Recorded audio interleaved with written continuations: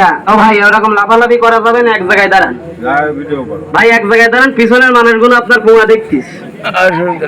হ্যাঁ, এই সাপটাকে আপনারা কেউ চিনতে পেরেছেন কাকু? হ্যাঁ, চেনেন না মনে হয়, তাহলে আপনারা জানেন না।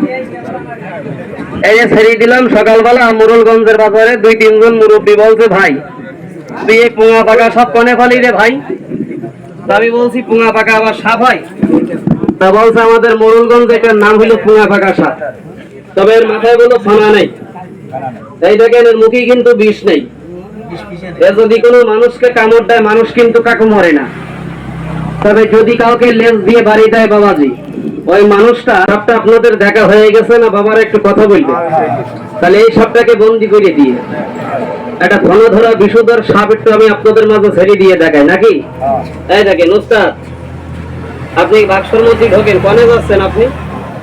খালি মাথার পরে উঠতেছেন না পলাবেন না কি করবেন? হ্যাঁ, কি মানুষের জাত না সাপের জাত? হ্যাঁ, কইতেছে কি? হ্যাঁ, কইতেছ কি রাত্রির বেলা? বুড়ো বয়সে বুড়ো কেতন শুরু করে দিয়েছে হারামি। এই দেখেন রাগ